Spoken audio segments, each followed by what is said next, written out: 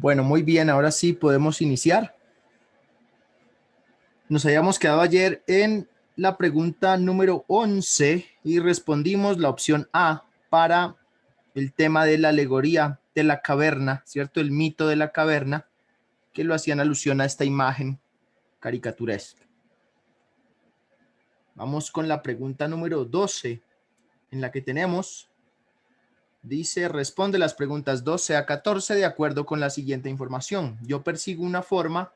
Pregunta 12. El poema anterior responde a la siguiente estructura textual. 4 cuartetos, tercetos, 2 cuartetos, tercetos. Bueno. ¿Alguien tiene idea de lo que es un soneto? ¿Quién puede definirme un soneto? El micrófono se encuentra abierto para todos.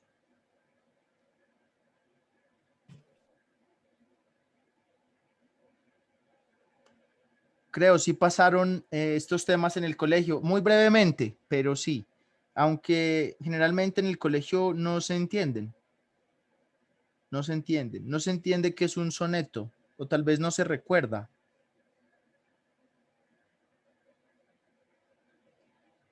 Bueno, tal parece que no. Bueno, ahora entonces abordamos lo que es el soneto para poder dar respuesta a esa pregunta sin necesidad de leer el texto. O sea, esta pregunta es importante porque si yo tengo un conocimiento previo, puedo responder sin necesidad de acudir a leer todo el texto. Bien, es un tiempo ganado.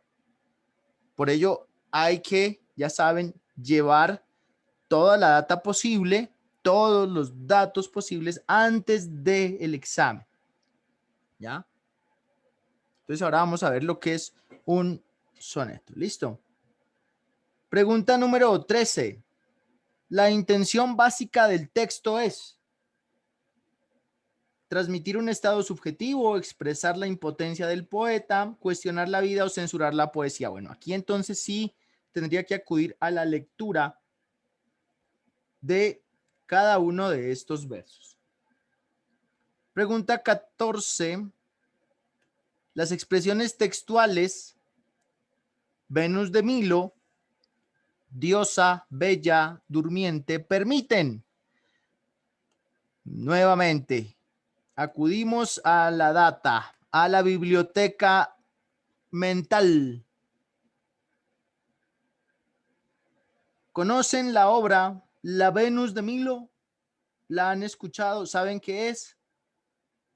Es una estatua, es una pintura, es una ciudad. ¿Qué es la Venus de Milo? Necesito saber qué es para poder responder eso. Y mire que esto aquí no lo explica. El poema no lo explica. Entonces, si yo no sé qué es Venus de Milo, bueno, no podría interpretarlo, ¿no? No podría responder la 14. Prácticamente, mire, las preguntas 12 a 14 tienen un gran componente pragmático. Y frente a ello, debemos llevar todo el conocimiento previo posible.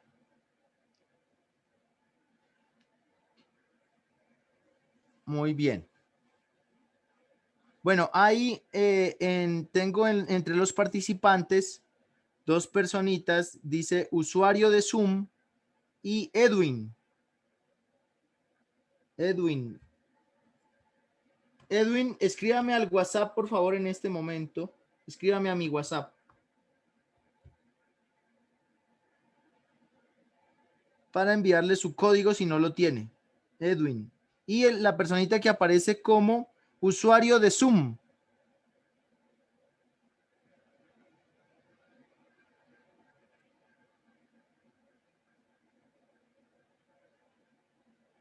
Escríbanme por favor al WhatsApp. Urgente.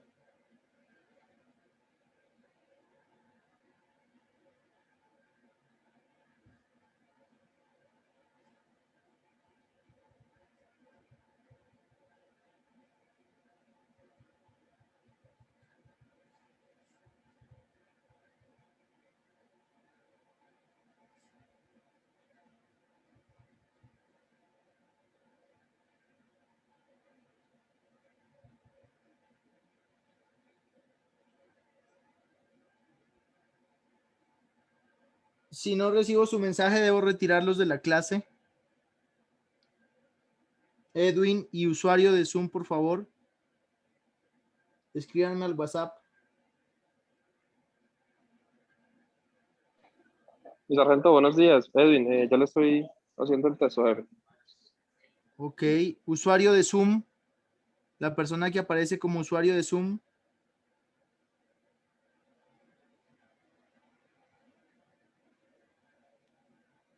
¿Puede hablar, por favor, usuario de Zoom?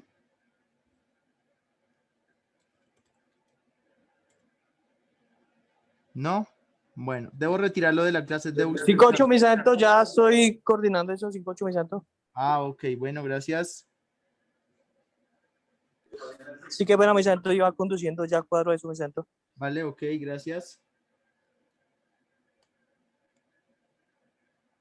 Por eso, regístrense en la aplicación para que no tengan que estar colocando siempre su código y su nombre. Regístrese, cree su perfil, y ya siempre que usted entre, automáticamente entra con su código y su nombre, no hay problema.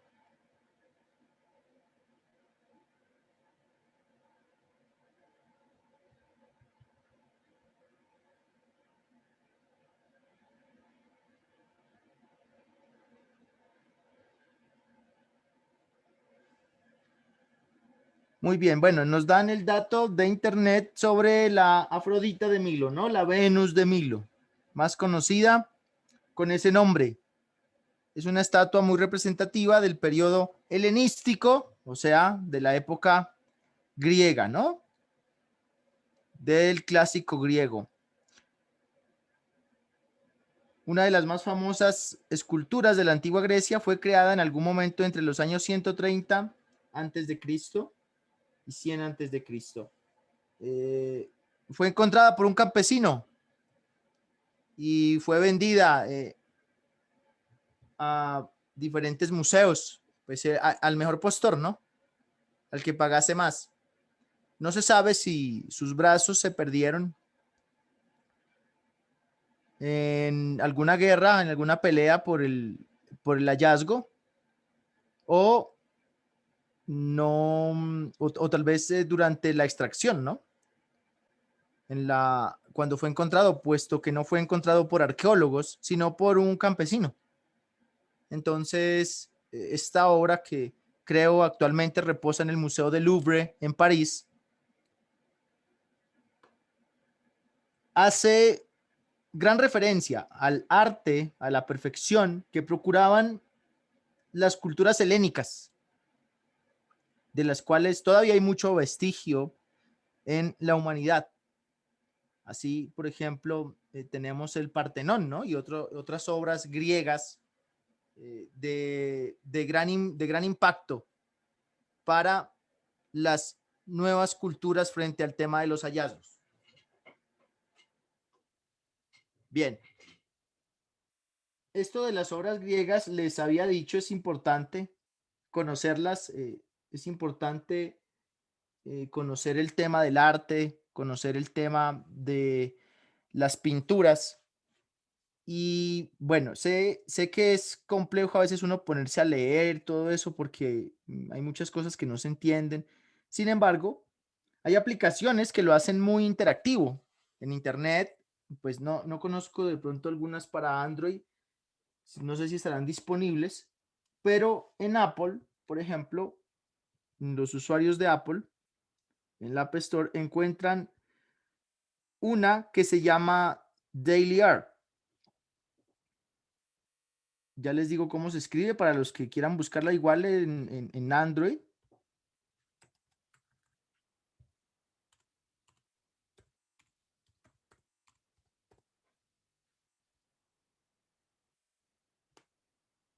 Arte diario, ¿no? O arte diariamente. Daily Art. La encuentran así, es gratuita, tiene una versión paga, sí, pero es gratuita. Y aquí pueden ustedes hacerse a mucho conocimiento sobre el tema del arte, corrientes, artistas, obras en particular.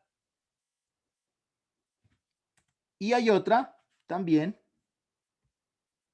que es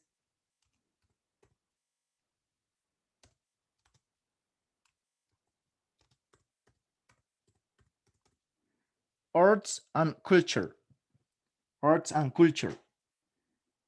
O aquí pronunciándola en nuestros fonemas, art y culture.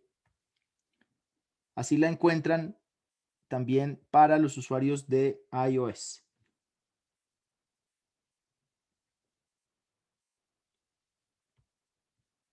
Hay muchas obras explicadas. Además, diariamente te envía un mensaje y le das clic y ahí inmediatamente tienes una nueva obra. Algo más que sumarle al conocimiento necesario para resolver preguntas como esta. Mire, Venus de Milo. Si yo no sé lo que es, tendría que adivinar acá. De lo contrario, no podría hacer mucho. Bueno, muy bien. Ya conociendo las preguntas, ahora sí nos vamos a la lectura. ¿Alguien que quiera ayudarme con la lectura?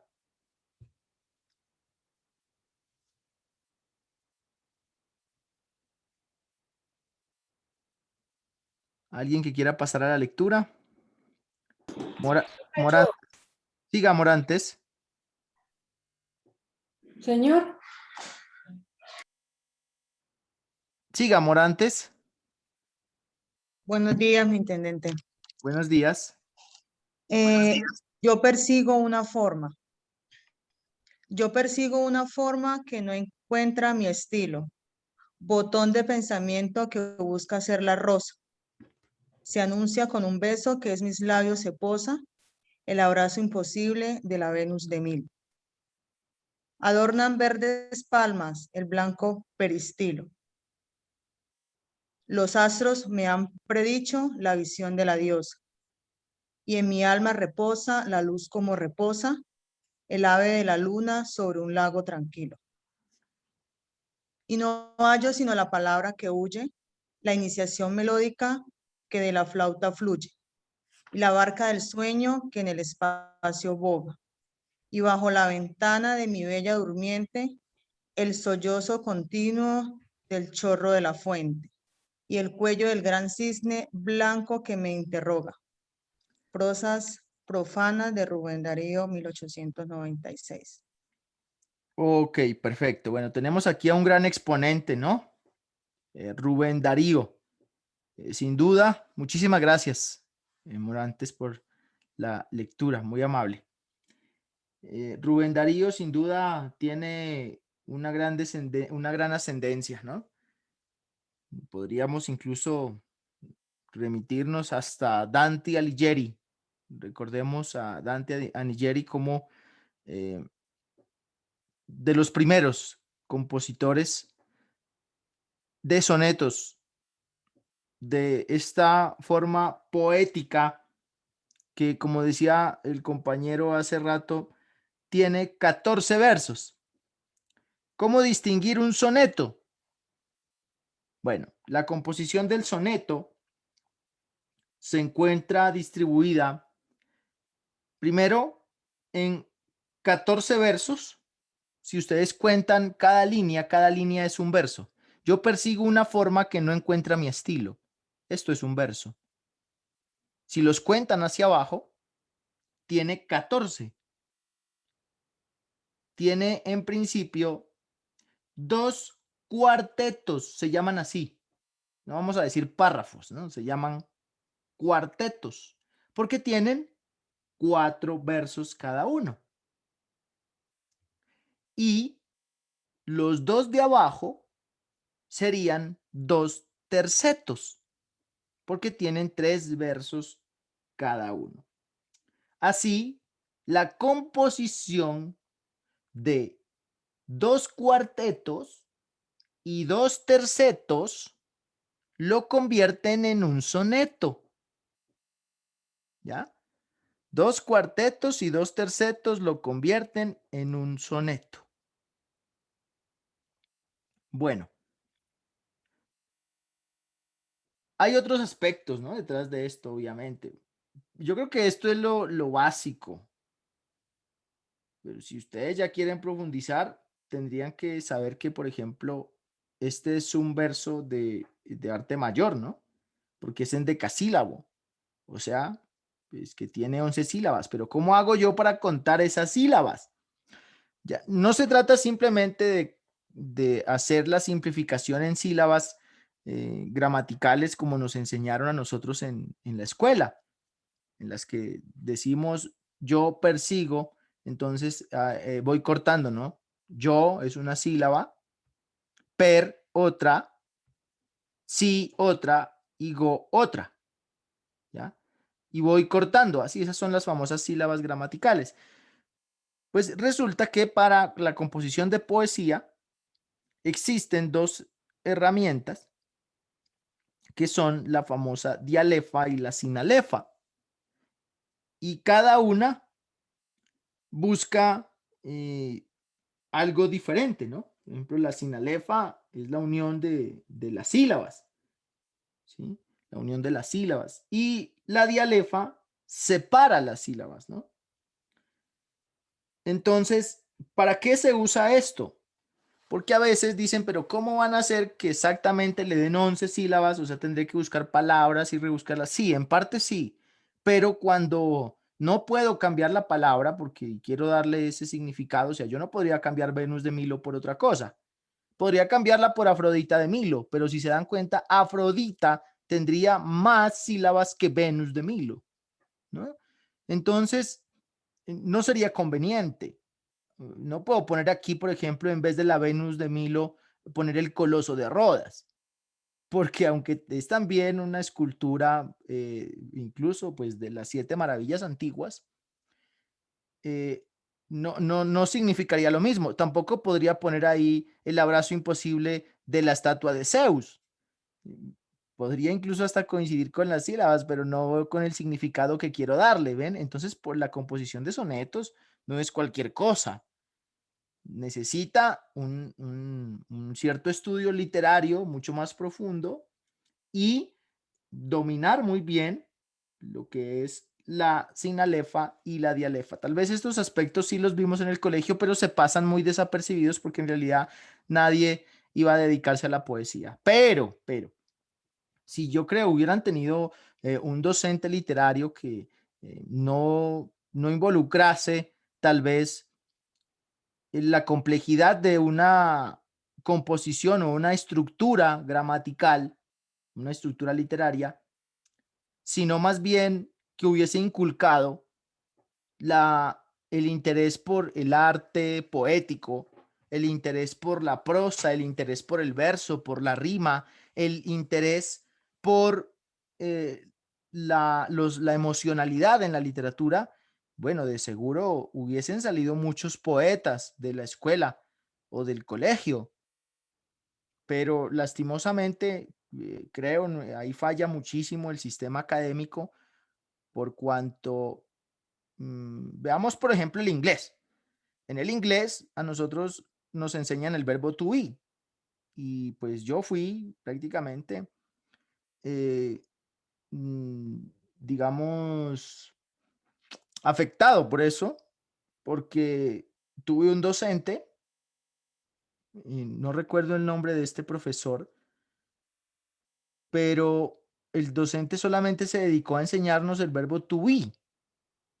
No nos enseñó nada más y la conjugación de este verbo y obviamente su articulación con el resto de las partes del inglés es importantísima.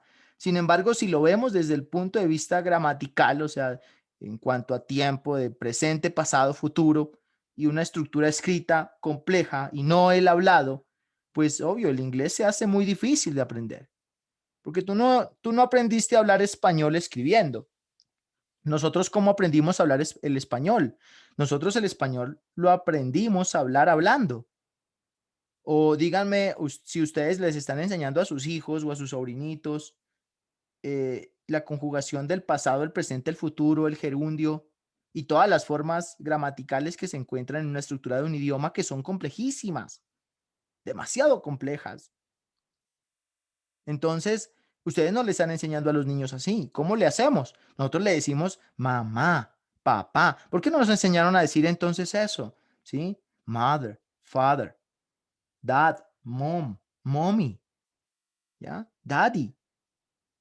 ¿Por qué no nos enseñaron a decir eso para referirnos a nuestros padres en vez de utilizar el verbo to be para crear oraciones que finalmente nunca usamos? No las usamos. Al niño, cuando el niño quiere hacer chichi, usted le dice que diga quiero chichi y el niño entiende, ¿ya? Entonces, eso no lo aprendimos en el inglés. En el inglés de una vez nos van a enseñar, I want go to the bathroom, ¿sí? Y repite uno como lora mojada, ¿no? I want go to the bathroom, I want go to, y muchas veces hasta la pronunciación está muy mal, ¿ya? Porque los fonemas en el inglés no son los mismos que en el español. La R en el inglés suena distinto. Por eso usted, cuando escucha a un americano hablar, un americano no dice perro, nosotros decimos perro. En ciertas partes de Colombia decimos perro, ¿ya? Perro. La R suena como un r. Es un fonema distinto. Incluso hay gente que no puede pronunciar ese fonema. El fonema es el sonido. En el inglés la R tiene un fonema diferente. Por eso ustedes escuchan a un americano decir perro, perro, perro. La lengua se va hacia arriba del paladar y suena así, perro, perro, María, María. Ellos no dicen María. La R la utilizarán en otro sentido, pero no en esa forma. Entonces, ¿por qué usted en el inglés pretende decir run para decir que va corriendo? Run, correr. Y escucho a muchos hablantes del inglés, incluso docentes, decir run. No, run acá es el ron viejo de Caldas, pero en inglés run no es correr.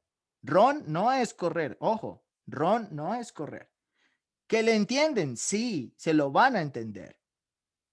Los americanos le van a entender, pero si usted realmente quiere hablar y entender perfectamente el inglés, lo que debe hacer es distinguir los fonemas. Entonces en inglés no vas a escuchar run, vas a escuchar run, run, run. Y eso suena muy diferente a run. Por eso cuando escuchas canciones no entiendes, conoces la palabra, el verbo, pero jamás has escuchado esa palabra en una canción. No la distingues. Y la conoces y sabes cómo se escribe, pero no la distingues en la canción, no la distingues en la película. ¿Por qué? Porque estás esperando que te digan run, en vez de decir run, en vez de escuchar run. ¿Sí? Lo mismo con el good morning. Nos enseñaron a decir good morning, mister. ¿Ah? Pues en inglés nunca vas a escuchar eso, en una película tampoco, en una canción menos. Que lo pronuncian y lo usan, sí, está ahí constantemente, pero no lo distinguimos porque está mal pronunciado. ¿Ya? No es good, es God, God, God, God, como si fuera una O, casi una O, God. No es good. Esto es como si cuando tú escuchas a Apu, ¿no? El hindú de los Simpson. Homerus, dice él, ¿no? Y tú le entiendes lo que él quiere decir. Y el americano cuando tú dices good, te va a entender lo que tú quieres decir, pero te va te va a comparar con Homerus, con Apu, el de los Simpsons. Entonces es como si tú estuvieras diciendo buenos días y escuchas al extranjero hablar así, ¿cierto? Buenos días. Lo escuchas así porque él también confunde los fonemas. Entonces, no se dice good morning, se dice God, more, la R nuevamente, more. Y la I no es morning, es como una E. Las terminaciones ING en inglés suenan como una ENG. Casi, ¿no? O sea, quieres pronunciar una I, pero imagínate una E. Quieres pronunciar una I, pero imagínate una E. Entonces tendrías good morning. Voy a tratar de hacerlo lo más claro posible. porque el inglés es así, no se entiende al pronunciar. God morning.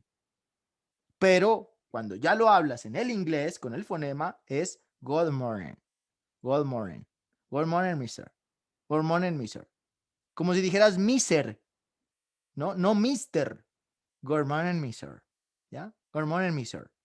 Ahora, cuando ya asimilas el fonema, de seguro lo vas a escuchar en canciones, en películas, en fin. La práctica, el oído. Nosotros desarrollamos el oído al hablar el español. Por esa razón, esto también se volvió complejo. Los famosos sonetos. ¿Por qué? Creo que podríamos componer nosotros un soneto si tuviésemos una leve práctica de la rima, de las sílabas, de la sinalefa y la dialefa, porque nuestro pensamiento de seguro va a fluir con ideas espectaculares y pues gracias a esas ideas espectaculares, a esas ideas revolucionarias de composiciones literarias, pues tenemos, por ejemplo, a Dante Alighieri, ¿no? A Petrarca, que es uno de los grandes exponentes de esa ascendencia, ¿no? De la ascendencia italiana de Alighieri, Francesco Petrarca, para que lo tengan presente. Otro que yo creo a este sí lo han escuchado y lo conocen, tal vez algunos pocos lo han leído, es Shakespeare. Shakespeare tiene su ascendencia dantesca y pues nos ha entregado grandes composiciones, ¿no? Por ejemplo, este escritor Rubén Darío, que es nicaragüense, en sus prosas profanas, nos da un buen exponente de lo que es un soneto para que a partir de la fecha aprendan a distinguir qué es un soneto. La combinación de sus rimas puede darse entre la primera y la tercera estrofa, segunda y cuarta. Primera, tercera, segunda y cuarta. ¿Ya? O a veces primera, cuarta, segunda, tercera. Como en este caso, primera, cuarta, segunda, tercera. Primera, cuarta, segunda, tercera. Y para los tercetos, la rima es primera, segunda y la tercera queda fuera. Primera, segunda y la tercera queda fuera. También se puede, obviamente, primera, tercera y la segunda queda fuera, que sería la otra forma de combinación para la rima, pero sí debe tenerla, claro, debe tener obviamente la rima para que sea una poesía, ¿no? Para que se convierta en esa composición sonética. Entonces, hay unos pequeños conceptos de lo que es un soneto. Ya sabiendo eso, ¿cuál sería su respuesta?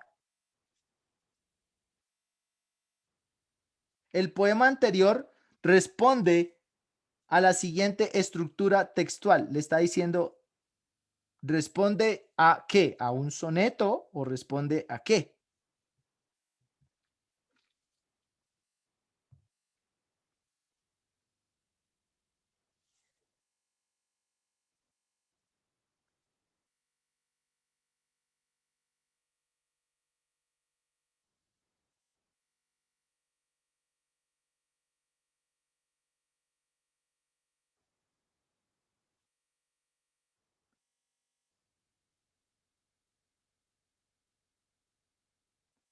Muy bien, perfecto. Ya creo que con esa explicación ya era imposible fallar, ¿no? Era imposible fallar. Algunos tal vez por intuición dijeron, a ver, 4 cuartetos escritos en verso libre.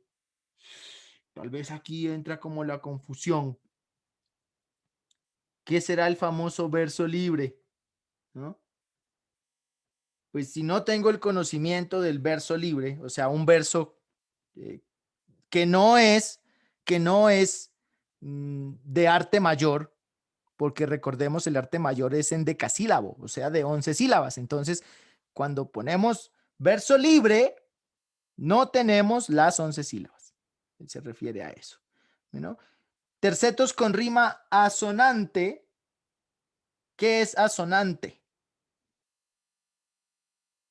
¿Qué sería la rima asonante? ¿Qué se imaginan ustedes que es la rima asonante? Porque recuerden, aquí no buscamos lo correcto, Buscamos lo incorrecto, el descarte.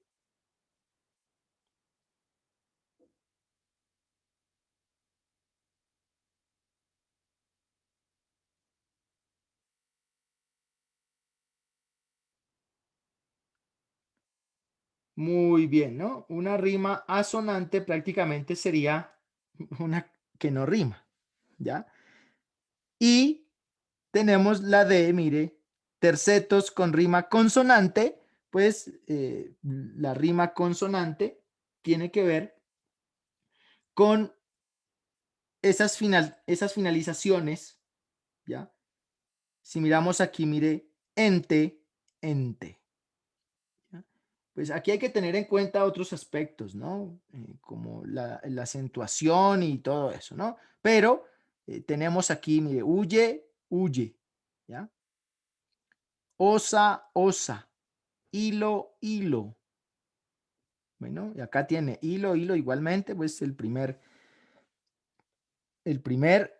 y segundo cuarteto. Ahora, se queda corto solamente decir que son tercetos porque estaría mencionando solamente a esto. O sea, que dejé fuera los cuartetos. Aquí inmediatamente sé que puedo descartar la B y la D. Y cuando hablamos de dos cuartetos y dos tercetos con rima, pues no tengo necesidad de ponerme a contar las sílabas, sino que simplemente veo que tengan la rima en su estructura de verso. Ven que está coincidente la rima y que tengo cuartetos y tercetos y listo. La rima y la composición son importantes para poder definirlo. Así sé que la opción C es la correcta. Dos cuartetos y dos tercetos con rima. ¿Listo? Muy bien, entonces, y respondieron de esa manera. De la manera descarte. Si no lo hicieron con el descarte, esto es prácticamente un golpe de suerte.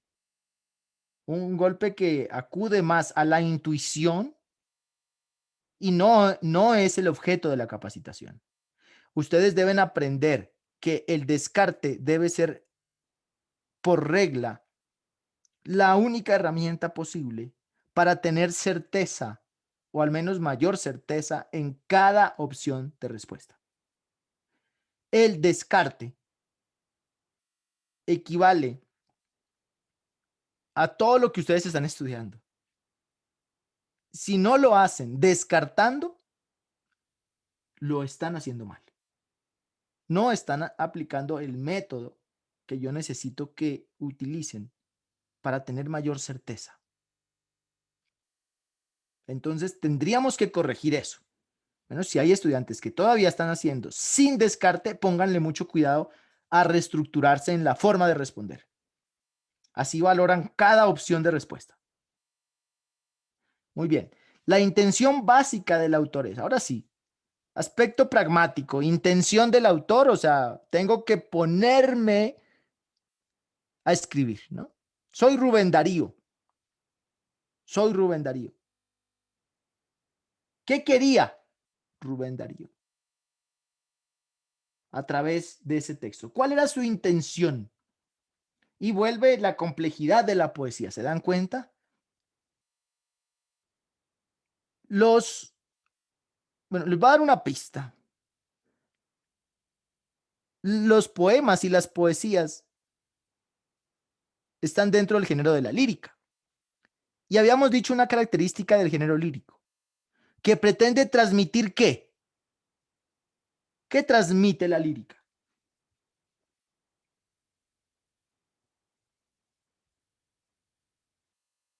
Ayer incluso lo decían algunos estudiantes. Muy bien, Andrés Lazo. Emociones, sentimientos, emociones y sentimientos. Y estas emociones y sentimientos tienen una característica. ¿Sí? La nostalgia es un sentimiento, ¿no? Estos tienen una característica.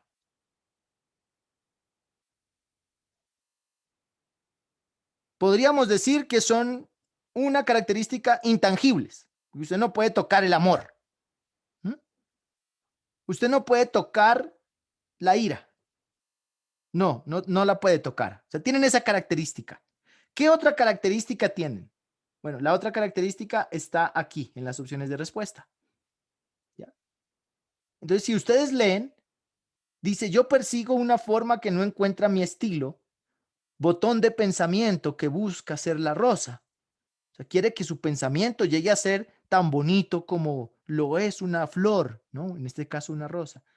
Se anuncia con un beso en mis brazos se posa, al abrazo imposible de la Venus de Milo. ¿Por qué? Díganme, ¿por qué es el abrazo imposible de la Venus de Milo? ¿Quién me explica? Hace rato les di una pista. Pero ¿por qué es imposible un abrazo de la Venus de Milo? Muy bien, Luis Acevedo. Porque no tiene brazos. La escultura no tiene brazos. Ya, ahora vamos a ver acá. Bueno, terminemos esta pregunta y vamos a ver la Venus de Milo, ¿les parece? Entonces, mire, ya tiene sentido el poeta. Adornan verdes palmas el blanco peristilo. Pregunta, ¿qué es peristilo?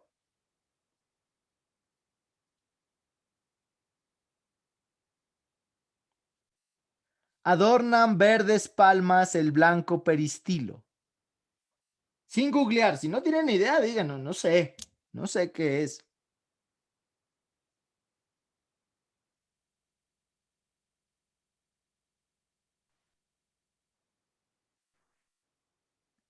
¿No?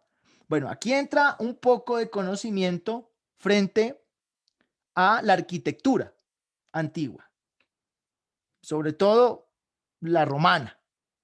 Que tenemos arquitectura griega, árabe, ¿no? China, japonesa, con el tema de los dojos, ¿no? Y todo eso.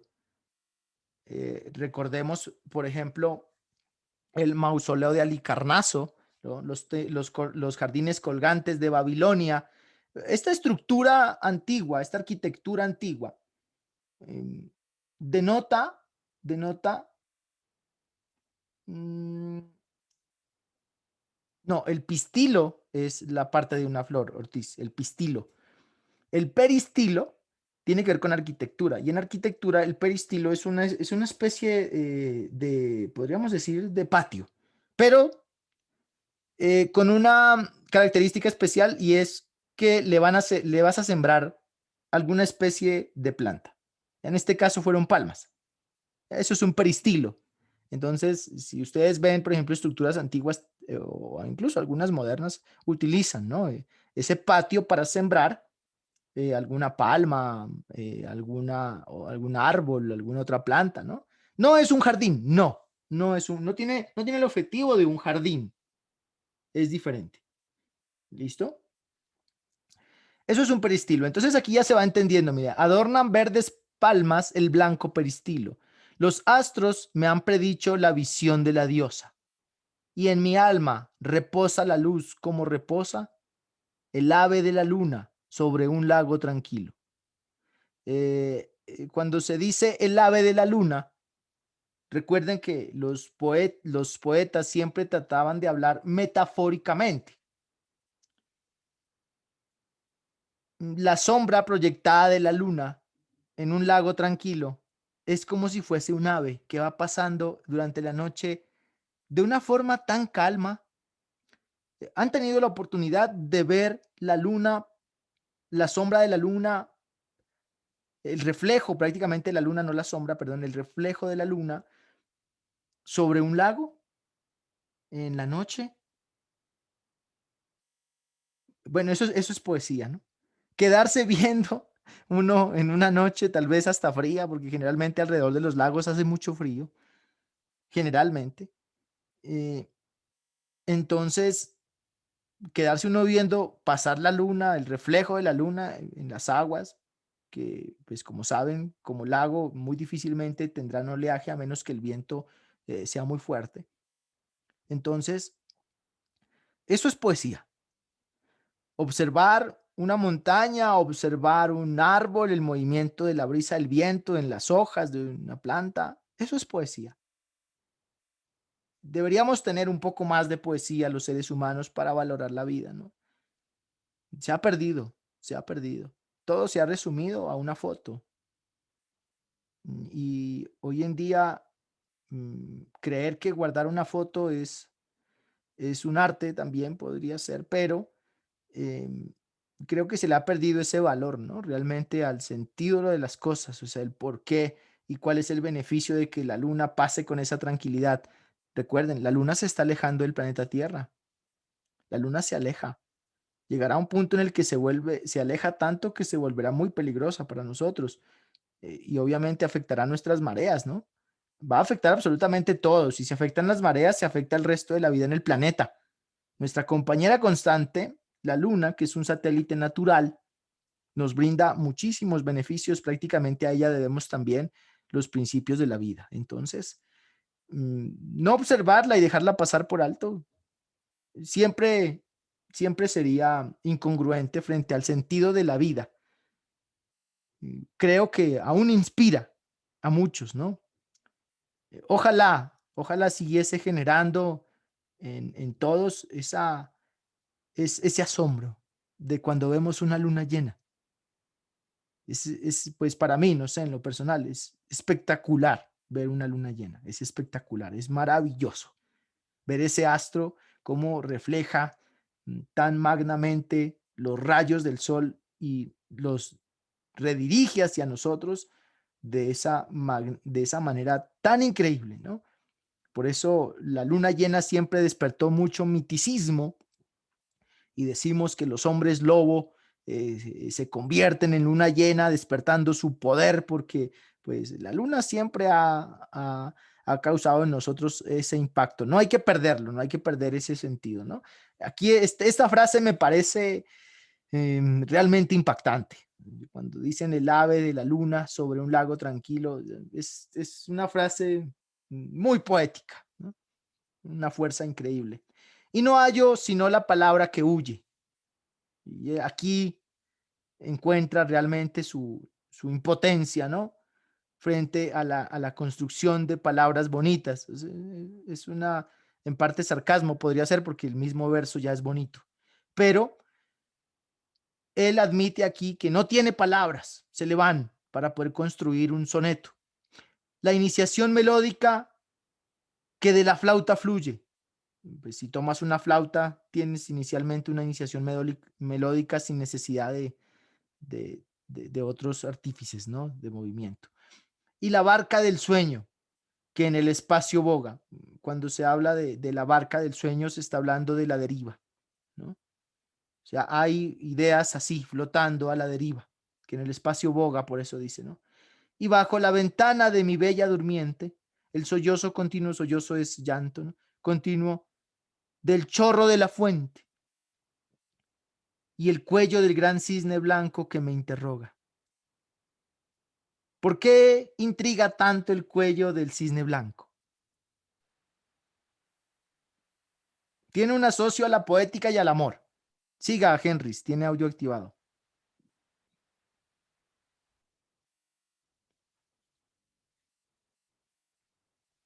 ¿Saben el significado del cisne blanco en la poesía? Sobre todo, pues, el gran cuello, ¿no? Del cisne, porque es un cuello larguísimo. En relación, es más largo que el de una jirafa, ¿no? En relación. Bueno, pues sobre el cisne blanco y el cisne negro se han construido muchas historias a través del tiempo, muchas de ellas del amor, porque una pareja de cisnes cuando se une es de por vida, así como los pingüinos. Y ellos forman, cuando se acercan sus picos, doblan la cabeza de tal manera que ellos forman un corazón. Y esto pues despierta enigmas, ¿ya? Y por esa razón se asocia mucho el cuello del cisne al amor y por ende a la poesía, porque recuerden, la poesía es sentimiento. O sea, cada palabra que se debe usar en la poesía no es así de aparecida. Se dan cuenta que todo tiene un significado. Mire, el abrazo imposible de la Venus de Milo, el ave de la luna sobre un lago tranquilo, la iniciación melódica de la flauta y el gran cuello del cisne, ¿no? Que lo interroga. Entonces, la barca del sueño, o sea, ¿se dan cuenta que todo es como metáforas? Por eso, mire, comprender estas metáforas no es fácil, lleva mucho tiempo de lectura de poesía, mucho tiempo. No pretendan tratar de romper el secreto de la poesía, no es la idea. Léanla tanto que al final sola vislumbra, dice, ¿no? Hay un poeta que dice eso, que la poesía debe leerse tanto que finalmente sola te vislumbra, ¿ya? Te abre la ventana, te da la luz. Es de tanto leer la poesía. Si hay alguien que lea poesía entre los estudiantes, felicitaciones, felicitaciones. Esta composición en esa estructura es arte mayor. Y su lectura también es arte mayor. Entonces, muy bien por aquellos que lo hacen. Ahora, ya sabiendo eso que les expliqué, porque es que, o sea, todo eso que les dije debe pasar por su mente en cuestión de milisegundos, para que cuando lleguen a la pregunta número 13, la respuesta sea tan fácil de deducir que yo no generé duda alguna. Y vamos a hacer el descarte. Vamos a hacer el descarte. Y después de ello, ya elijo mi respuesta. Entonces, ¿cuáles serían sus opciones? Los escucho o los leo.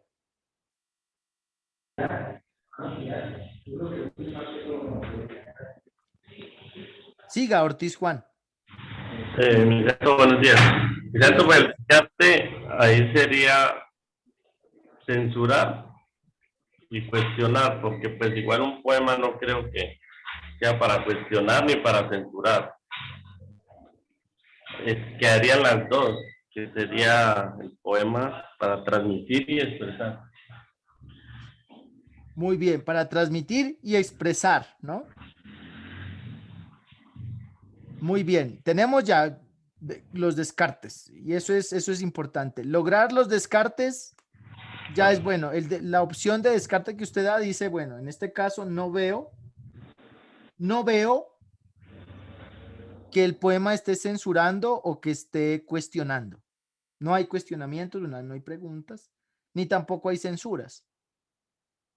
Pero es importante conocer qué es cada una de estas cosas, ¿no? La censura y el cuestionamiento, para que si no conocen el significado, lo apunten a su libreta y sepan qué significa censurar o cuestionar. Muy bien. Y Fernay Mosquera nos dice que de acuerdo a la explicación sería la opción A. Él elige la opción A. ¿Quién me podría explicar por qué la A? ¿Cuál sería la razón?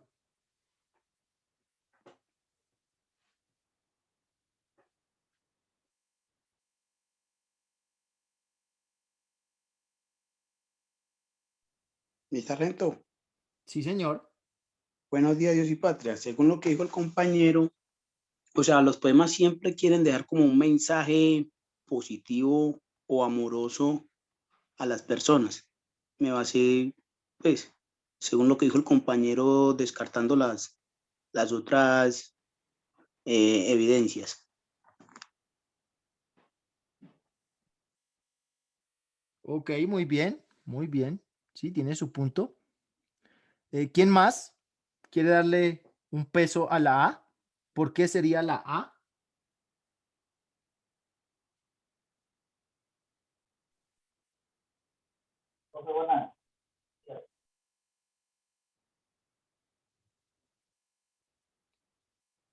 Tiene que ver con las emociones.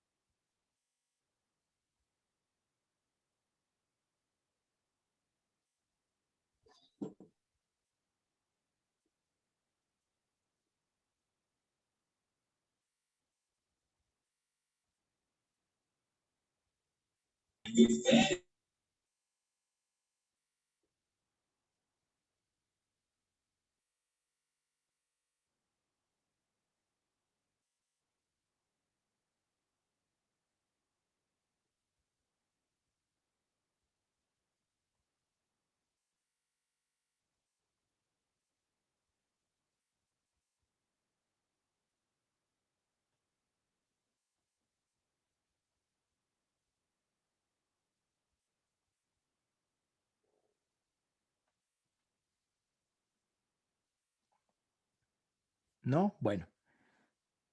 Señores, las emociones son subjetivas. Yo no puedo decir que el amor sea objetivo. Ahí está la respuesta más clara, más evidente. El amor es subjetivo, ¿no? Las emociones son subjetivas. Esa sería la respuesta. Esa sería la explicación para la A. En cuanto a la B, expresar la impotencia del poeta. Creo que el nivel de impotencia aquí lo hace parecer, ¿no? Cuando dice el abrazo imposible de la Venus de Milo. Pero en realidad no es que haya una impotencia del poeta, porque finalmente lo que acaba de construir es una obra magnífica. Es un soneto de arte mayor.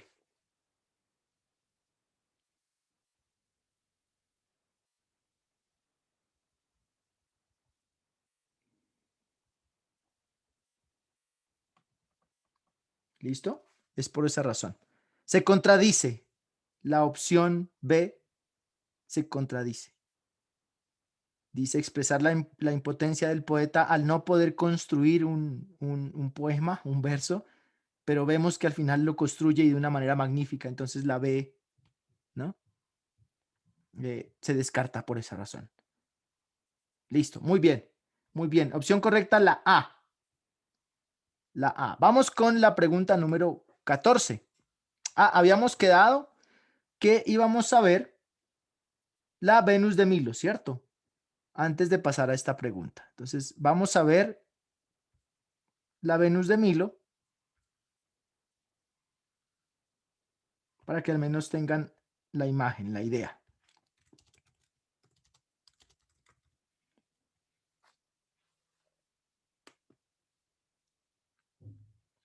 La Afrodita de Milo. Bueno, muy bien. ¿Alguien que me ayude con la lectura, por favor?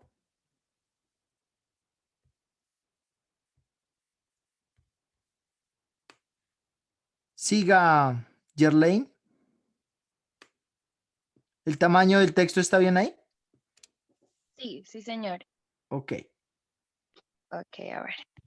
La Afrodita de Milo en griego, unas palabras raras, más conocida como Venus de Milo, es una de las estatuas más representativas del periodo helenístico de la escultura griega y una de las más famosas esculturas de la antigua Grecia. Fue creada en algún momento entre los años 130 a.C. y 100 a.C. y se cree que representa a Afrodita, perdón, denominada Venus en la mitología romana, diosa del amor y la belleza. Mide aproximadamente 200 centímetros de alto. ¿Hasta ahí? Sigamos, Oh, por favor. ok, es que me toca dividir un poco.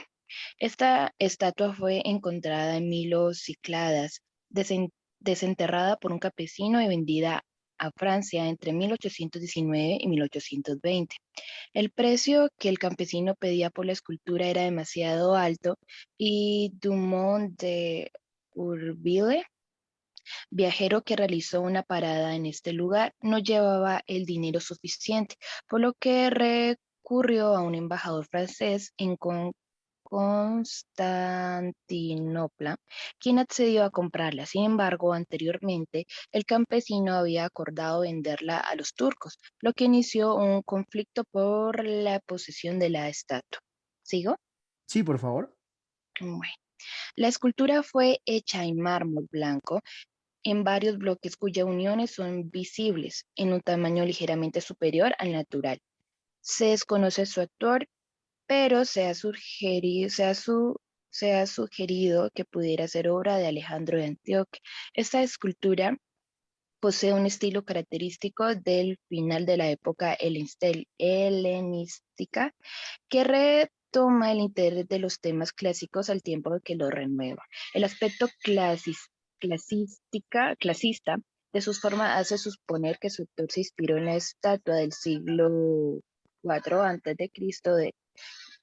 de Lisipo, la Afrodita de Capua. Ok, perfecto. Bueno, muchísimas gracias. Tienes un buen nivel de lectura. Veo que, o sea, con las palabras comunes te desenvuelves muy bien, muy bien. Perfecto, te felicito. Tienes una buena rítmica. Lo que noto para que vayas corrigiendo es las palabras desconocidas. Sí, sí, muchas Entonces, gracias. vale, frente a ello, frente a las palabras desconocidas, te recomiendo leas textos técnicos. Entonces, si te haces a lecturas complejas con tecnicismos, de seguro tu cerebro va a ir adaptando la lectura a palabras que generalmente nunca hemos escuchado, ¿no? Por ejemplo, las cícladas. Cícladas es un lugar, pero te saltaste la I con la tilde, dijiste Sí, Cícladas. Entonces, no importa qué tipo de palabra sea, conocida o desconocida, el margen de lectura con las tildes, con las diéresis, debe darse bajo las lecturas o las palabras normales. Entonces, en la medida en que vayas leyendo palabras desconocidas cada vez más complejas, de seguro vas a mejorar ese nivel que tienes de avance, porque tienes un buen nivel de avance. Perfecto. Muchísimas gracias. muchísimas gracias. Vale, muy bien. Tenemos acá entonces la imagen de la Venus de Milo. Por eso es un abrazo imposible, ¿ven? ¿Ya? El abrazo imposible de la Venus de Milo. Ahí lo tienen. Una obra espectacular, sí, confirma, ¿cierto? El texto que está en Louvre, en el Museo del Louvre en París. Por cierto, hay una página en donde se encuentra el Museo del Louvre en París virtual en 3D. Creo está en se puede a través del Google Earth. No sé.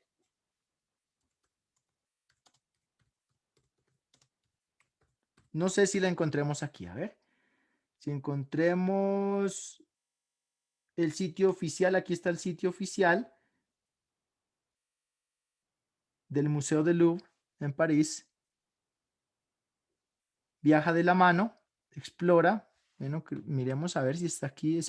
Sería espectacular que le den un paseo, ¿no? Esta imagen sale en muchas películas, pero mucha gente no tiene idea, ¿no? Aquí le doy a aceptar todo. Que lleguen todos los cookies que quieran. Mire, esta imagen, ¿no? Esto sale en muchas películas. En muchas películas. Pero no sabemos a veces a qué hace referencia. Aquí tienen uno de los museos más famosos del planeta. Aquí reposa.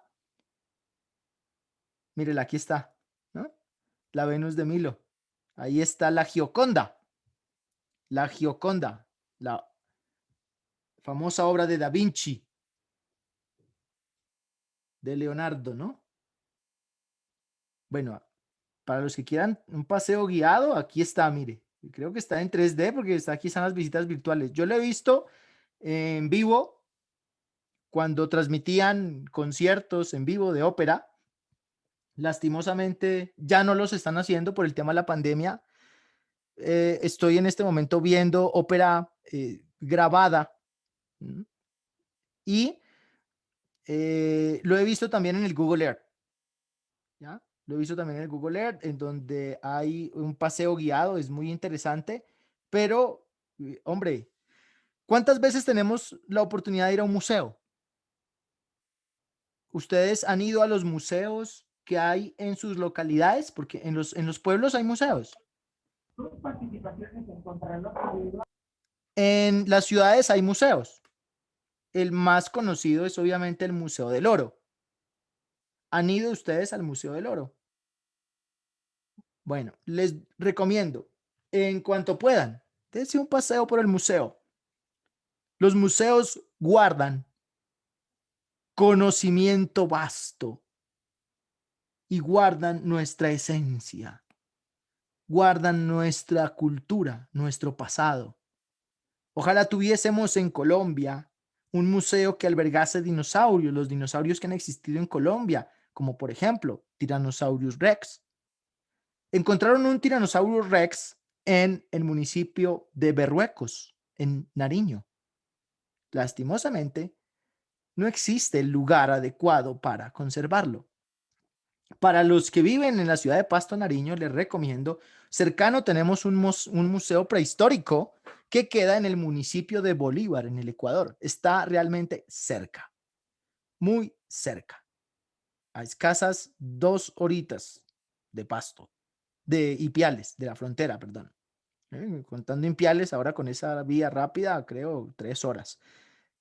Vayan, aprovechen a visitarlo apenas abran las fronteras. Ahí encuentran mamuts, mejor dicho, encuentran muchos huesos y mucho arte prehistórico.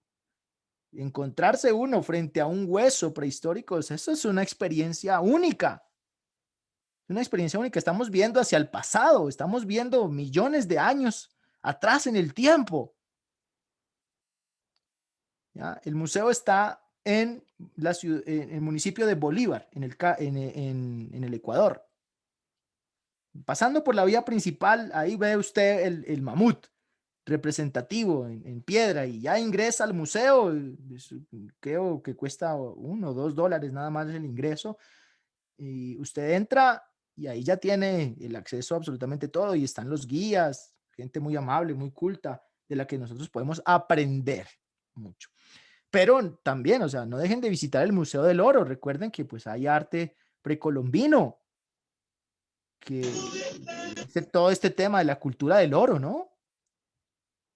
Si se pudiese ir al Museo del Oro en Bogotá para ir a conocer el famoso arte del dorado, pues espectacular. Yo no he tenido la oportunidad de ir al Museo del Oro de Bogotá. Conozco el Museo de la Policía, que es muy bonito.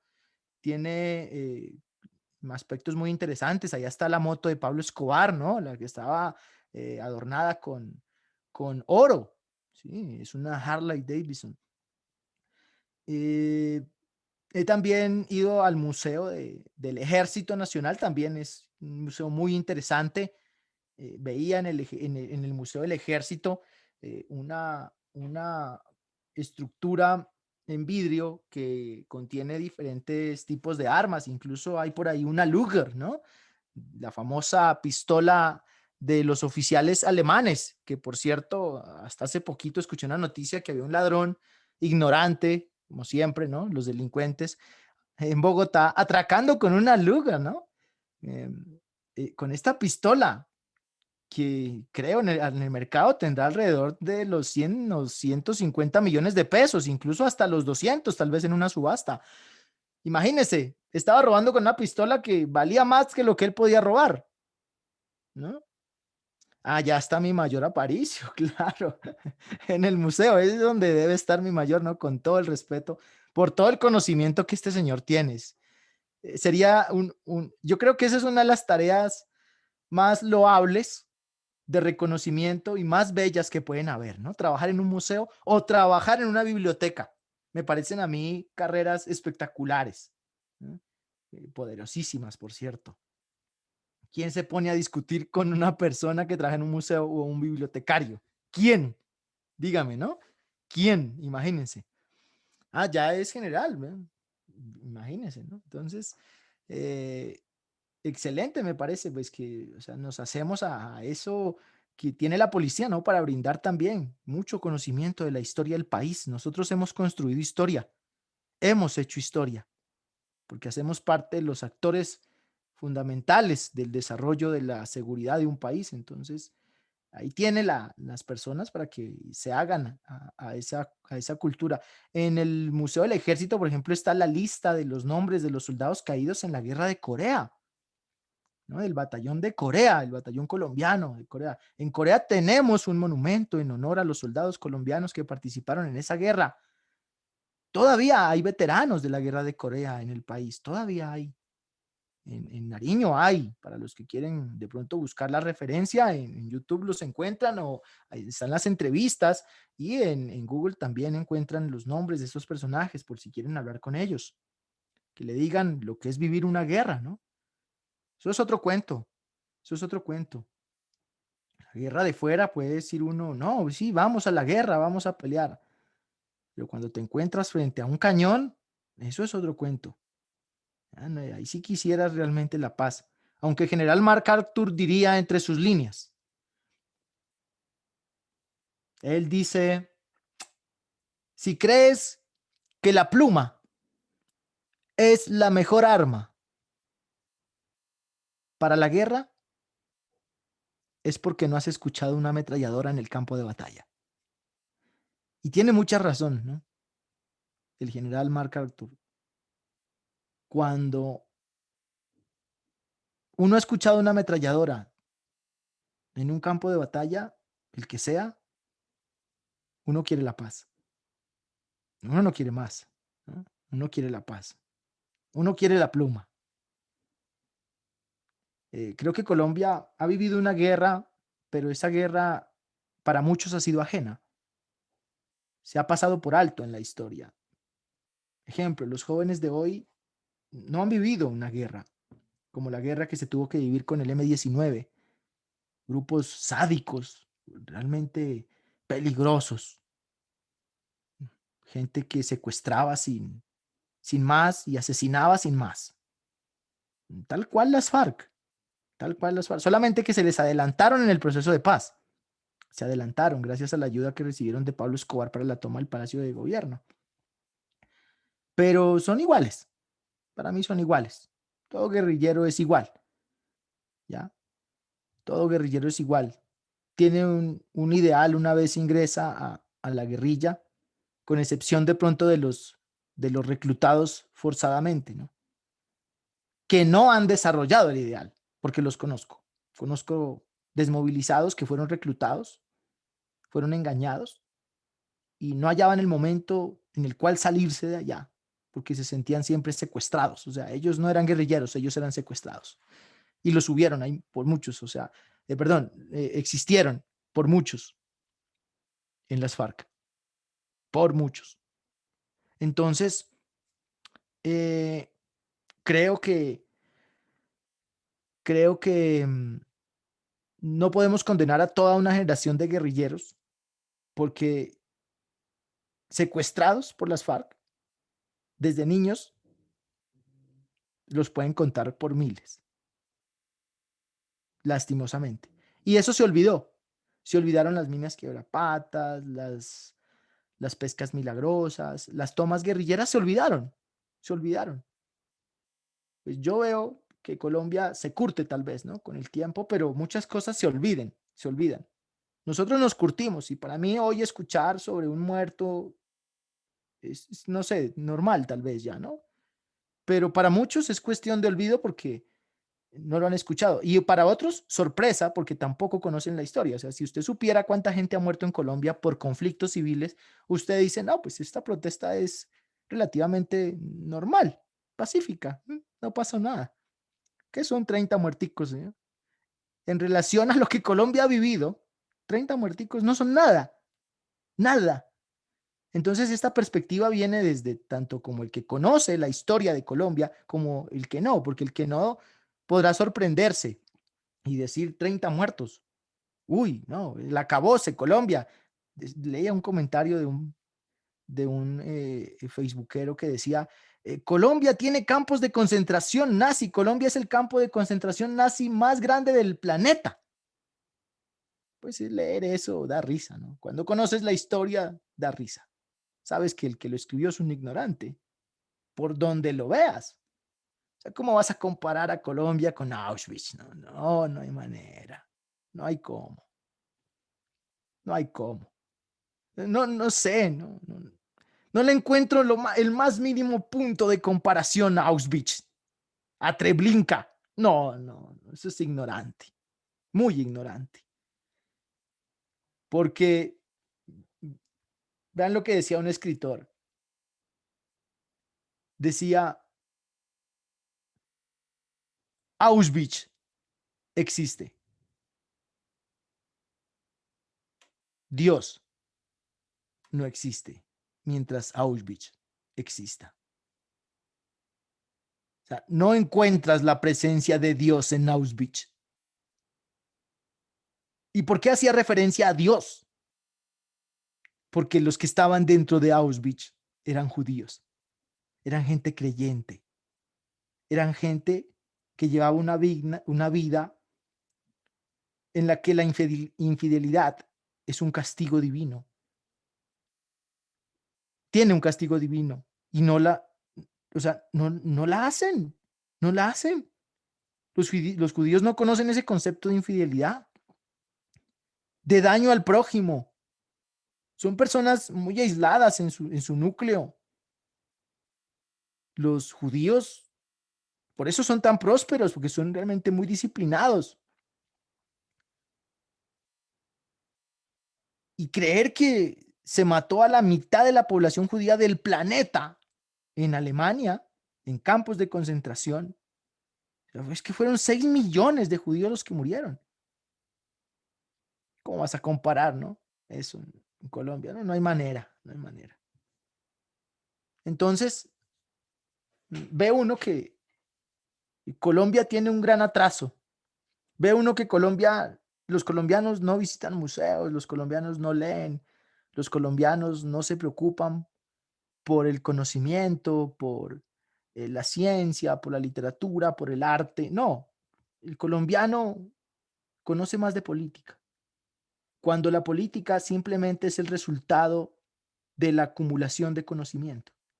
Y eso está faltando acá. Y eso es lo que está fallando. La política debería ser para personas completamente dignas, no para gente que en su pasado oscuro, ¿no?, han tenido cosas que ya dicen mucho de él. No puedes ser un político y antes haber sido un delincuente, porque, o sea, ¿qué estamos haciendo ahí? Algo está fallando el conocimiento, el estudio, porque no hay carácter para elegir, no hay carácter para decidir, y ese es el problema de Colombia, la educación. Cuando Colombia mejore su calidad educativa e incite en sus estudiantes el arte de buscar conocimiento, pues creo que esto ya comienza a cambiar. Ustedes van a ser padres, ustedes están liderando una generación. Inclínense siempre a la búsqueda del conocimiento. Tarde o temprano, esto les va a dar los frutos más bonitos que puedan ustedes recoger. Los más prósperos también. Eso se los garantizo. Inviertan en capacitaciones, en formaciones, en cursos, en educación, en libros. Inviertan en eso. Que llegará un momento en el que la red se va a caer. Y mucha gente va a quedar más sumida en una era medieval, porque en este momento estamos en una época oscura, dominada por la política. Nos sorprendimos, ¿no?, de la era medieval. Y mucha gente lee de la era medieval y dice, oiga, pero qué brutos, ¿no? ¿Cómo van a creer que la Tierra es plana? O sea, ¿cómo van a creer que la Tierra no es el centro del Sol, ¿no? Diferente a eso, ¿cómo van a pensar diferente a eso, no? No podían. ¿Ve? Y vemos que hoy es igual. Estamos en una era oscura. Estamos en una era medieval, a pesar de que tenemos bibliotecas virtuales enormes, increíbles. Lastimosamente, vivimos en una era medieval de ignorancia. Y si no, vean, la gente matándose por políticos. Ahí lo tienen, por políticos ex delincuentes. El ex delincuente no existe para mí. Delincuente un día, delincuente toda su vida. El exdelincuente para mí no existe. ¿No? Es como usted querer decir, yo ya me quito el título de colombiano. Quíteselo, pues. Quíteselo. No vas a poder. Vas a cargar con ellos siempre. O sea, tu pasado es con lo que tendrás que cargar siempre. Asúmelo. Carga con él. ¿Ya? Incluso admiraría más a una persona que diga, sí, yo fui delincuente, pero he cambiado. A alguien que dice, no, yo no fui delincuente. Que lo nieguen, ¿no? El mayor mentiroso sabiendo que ya lo fue. No considero que Timochenko deba ser llamado honorable. No, para mí no. Delincuente es delincuente. Pero en Colombia, mire, la ignorancia, ¿no? La ignorancia. Nos llevó a eso y somos todos culpables de eso. Todos. Estamos en ese nivel de ignorancia que permite que se le llame a un ex narcoterrorista hoy honorable. Triste, pero cierto.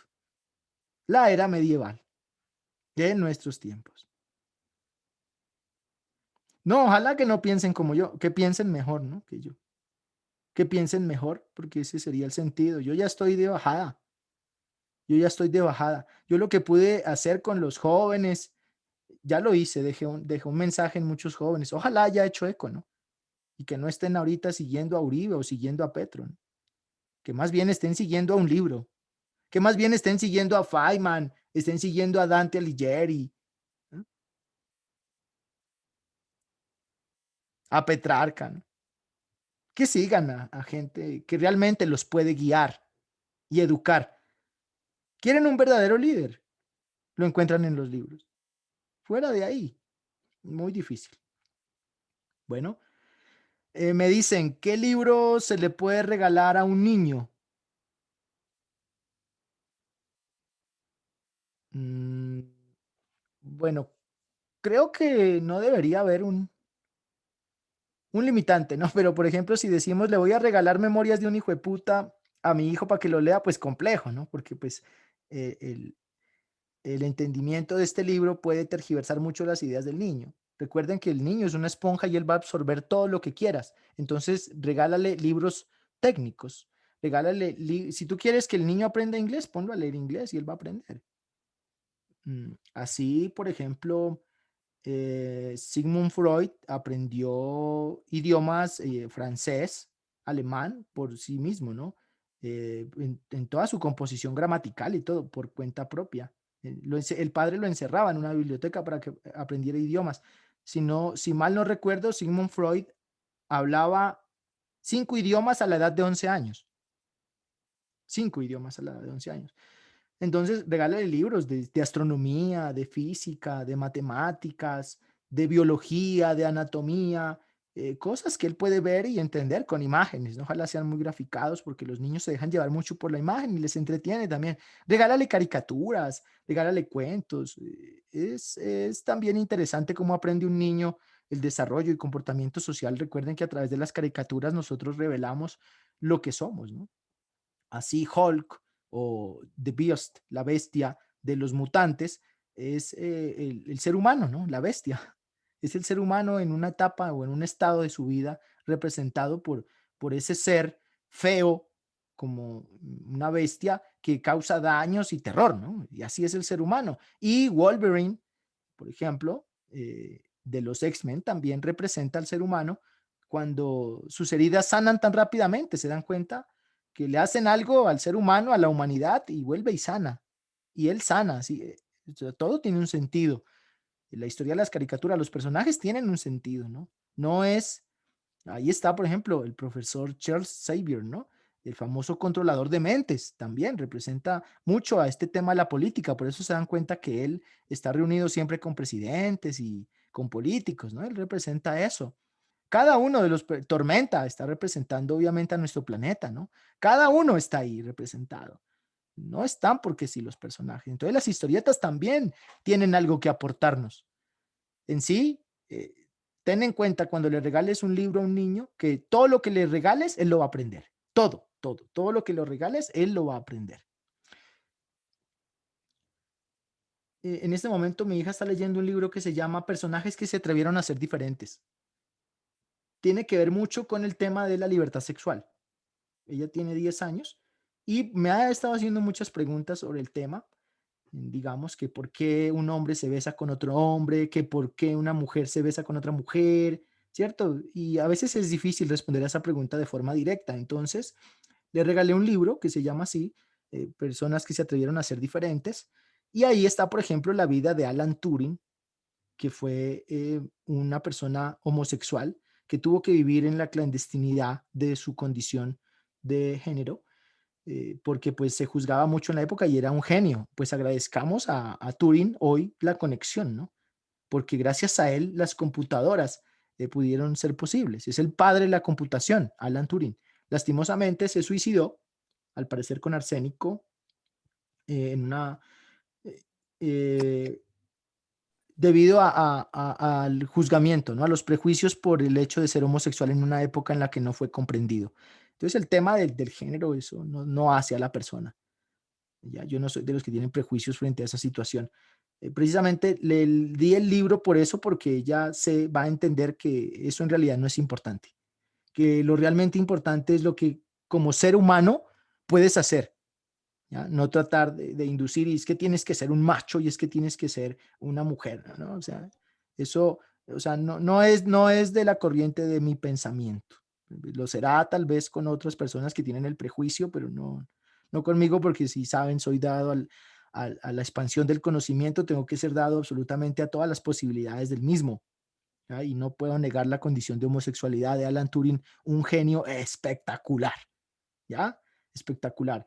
Entonces, trata de eso, ¿no? De la revolución del pensamiento, que a veces los niños tienen amarradas esas ideas y hoy es inevitable que un niño incluso grite o hable de política porque lo ve en todo lado. Entonces hay que enseñarles una forma de realmente cómo hacerlo, pero con carácter, y el carácter siempre comienza desde la propia personalidad del niño, ¿no? Que él mismo tenga su propio carácter. ¿Listo? Aparte de eso, pues sí, le gusta ver o leer libros de astrología, de astronomía. Se lee a veces a Richard Feynman, que es un físico. Yo la pongo a leerla. Ella lo entiende porque él explica muy fácilmente la física. Entonces, estos libros a veces son hasta difíciles de conseguir, pero pues bueno, por internet sí puede comprar uno en Amazon o en Mercado Libre también algunos. ¿Ya?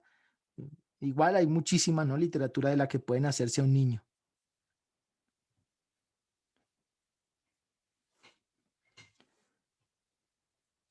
En infancia y adolescencia, dice, se realiza actividad de prevención, pero uno escucha a unos intendentes de la vieja escuela que salen con unas cosas que hay Dios, dice, ¿no? Con el respeto de mi intendente, quiero decir que no estamos preparados para estas actividades y seguimos estramando con fotos y papel. Sí, esto es muy dado en las instituciones, no solamente en la policía, ¿no? En la política, en el colegio. Es simplemente eh, una secuencia, ¿no? El famoso cumplimiento, ¿no? Cumplimiento. Miento para cumplir, ¿no? Para tramar, la famosa tramadera. Lastimosamente, eso debería cambiar en nuestro sistema académico, en nuestro sistema educativo. Decía un genio por ahí, el día que se inventaron las universidades se acabaron los genios. Coincido con él. Muy bien, ahora sí, la pregunta 14. Las expresiones textuales, Venus de Milo, o sea, al texto, diosa, bella, durmiente, permiten: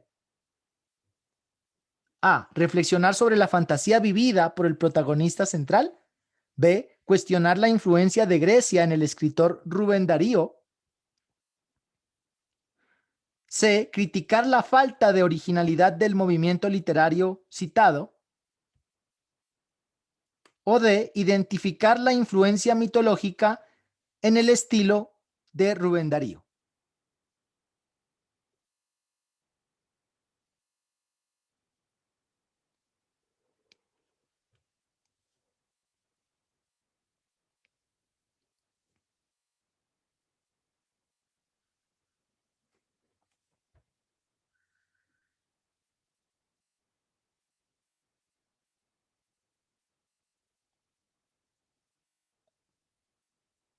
Está fácil, ¿cierto? Ya con esa explicación creo que está fácil, ¿no?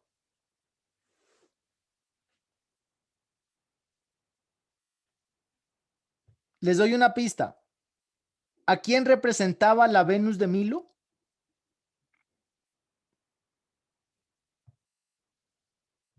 ¿A quién se creía que representaba la Venus de Milo?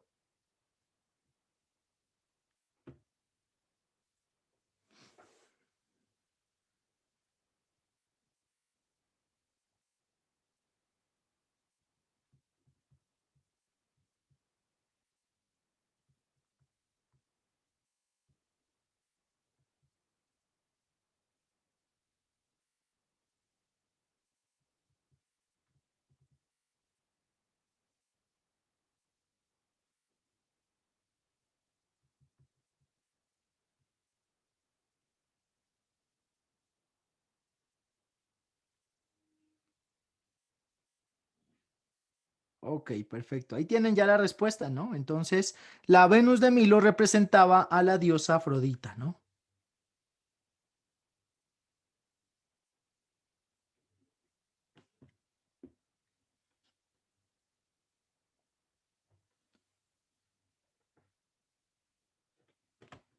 Listo, muy bien, perfecto. La respuesta sería la D. Sí elijo la correcta, pero lo importante, recuerden, es descartar las otras. Reflexionar sobre la fantasía vivida por el protagonista central. No, aquí no me explica ninguna fantasía vivida, ¿no? Más bien es un deseo de hacer algo. Cuestionar la influencia de Grecia en el escritor Rubén Darío, tampoco estamos cuestionándola. Tiene una influencia, obviamente, ¿no? Tiene una influencia por cuanto cuando hablamos de peristilo en las famosas estructuras griegas bajo la influencia romana, pues ahí lo vamos a encontrar, ¿no? O sea, hay una influencia griega, obviamente, tanto por la Venus de Milo como por el famoso peristilo, ¿ya? Pero no estamos cuestionando eso. Criticar la falta de originalidad del movimiento literario citado, mucho menos. El movimiento literario citado, pues estamos hablando de el soneto, pero no estamos haciendo ninguna crítica al respecto. ¿Ven? ¿Ven cómo cuando yo conozco de sonetos, de arte, de poesía, de literatura, pues la respuesta salta a la vista? ¿Ven? Ya no es complejo. Entonces, muchos, ¿qué fue lo que les pasó en los exámenes anteriores? Que leían y no entendían. ¿Pero por qué no entendían? Por palabritas como peristilo, por cosas como Venus de Milo. Por esos pequeños detalles se van al fiasco sus respuestas. Tienen que llegar y tratar de elegir lo que consideren, pero no, o sea, no hay una herramienta. La herramienta ahora es el descarte. Y gracias a esa herramienta, ustedes se hacen a una respuesta que salta a la vista como la más probable, sabiendo que las otras no tienen competencia frente a ella. ¿Ven? Identificar la influencia mitológica, tenemos la influencia de la diosa del amor, ¿no? Ahí está la influencia. En el estilo de este escritor Rubén Darío. Muy bien. Entonces, ahí cerramos con la pregunta número 14 y nos vamos con la última, la 15, de las que les gustan. De las que les gustan. Textos discontinuos, caricaturas, y aquí tenemos a un personaje colombiano conocido como Matador, un caricaturista parcializado. Digo parcializado porque él, o miedoso, tal vez cobarde, porque él no lo veo sacando memes en contra de los narcoterroristas colombianos. ¿Será que le da miedo hablar de las FARC? ¿O es amigo de ellos? ¿O se hace el de la vista gorda? Y las personas que son así, para mí, son cobardes. Además, mentirosos. Porque decir una verdad a medias es una famosa mentira doble. Así lo dice Yokoi Kenji y coincido absolutamente con él. Una verdad a medias es una mentira doble. La verdad a medias, él critica a la derecha, Matador ataca a la derecha, Retador ataca a la izquierda. Tenemos Caracol RCN, tenemos, ¿cierto? Estos medios que a cambio de vender, no tienen sea, el más mínimo sentido de lo que es construir. No, ellos quieren es vender una caricatura y listo, y ganar dinero con eso. En realidad no les interesa la verdad, no, les interesa hacer dinero. Bueno, me recuerdan mucho a Pulitzer y a Hearst. Seguimos con lo mismo. Ya son muchos años, pero seguimos con lo mismo. Muy bien. Dice, de acuerdo con el contenido textual, podemos afirmar que Matador pretende. Pero ustedes tienen que conocer a Matador, ¿no? Tienen que conocer al personaje, tienen que conocer a Quino y tienen que conocer a Retador porque pues utilizan estas caricaturas en estos exámenes. Qué casualidad, yo también estaba afiliado a la misma EPS. Pues vemos algo que muy conocido en nuestra realidad nacional, pero a ese pedazo le falta algo, ¿no? O sea, ¿qué está pasando, no? ¿Qué está pasando? A. Ridiculizar el papel del médico en la sociedad. Pregúntese usted, ¿está ridiculizando el papel de un médico? B. ¿Cuestiona la falta de oportunidades? ¿Cuáles oportunidades? Trabajar, comer, salud, educación, ¿cuáles? C. ¿Expone una problemática nacional de la actualidad? D. ¿Denuncia el alto costo de la salud? ¿Cuál es el costo? ¿Dónde está el costo? O sea, ustedes tienen que hacerse ese tipo de preguntas cuando vayan descartando. ¿Cierto? Entonces, bien, veamos. La opción A, ridiculizar el papel médico. No, aquí no estábamos criticando porque él se pudo haber muerto no por el descuido médico, ¿ya? No por, sino tal vez el descuido mismo de la persona. Entonces, aquí no podríamos saber de qué se murió. No puedo cuestionar el papel médico. No lo está haciendo. ¿Cuestionar la falta de oportunidades? ¿Cuáles? Educación, salud. Tiene que ser más clara la respuesta. Creo que se queda a medias. La C, exponer una problemática nacional de la actualidad. Preguntémonos si las EPS son una problemática actual de la nación. Sí, son una problemática, siempre lo han sido. Siempre lo han sido. No es que sea una problemática actual.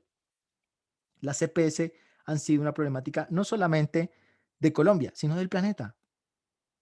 Los centros médicos no pueden con tanta gente, ya se los he dicho. Hay demasiados seres humanos, demasiados. Es imposible lidiar con tanta gente. Es imposible. Alguno tiene que morir. D. Denunciar el alto costo de la salud. Pues aquí no sé si el señor se murió por un costo elevado o bajo. No, no dice eso. Entonces, cuando hablamos de contenido textual, es al texto. Podemos afirmar. Aquí viene lo interesante de esta capacitación. Afirmar. Dígame lo que está ahí. Lo que está ahí es EPS. Problemática. Muerte. ¿Ya? No hay dinero. ¿Eso es subjetivo o es inferencial? La opción B y la opción D son inferenciales. Cuestionar la falta de oportunidades, claro. Falta de oportunidades que tal vez no le permitieron pagar una EPS privada, ¿no? Una empresa de salud privada. Entonces, hay una falta de oportunidades. Pero eso es inferencial. O sea, eso no está en la imagen. Eso tengo que deducirlo, concluirlo. Pero la imagen es de tipo literal. Mire, podemos afirmar que. O sea, ¿qué pretende él? ¿Qué busca? Dar a conocer la problemática de las EPS. O sea, se asocia directamente aquí por la muerte, ¿no? De dos personas a la misma EPS. Listo. La respuesta sería la C. Muy bien. Entonces, aquí terminaríamos ya con esta prueba.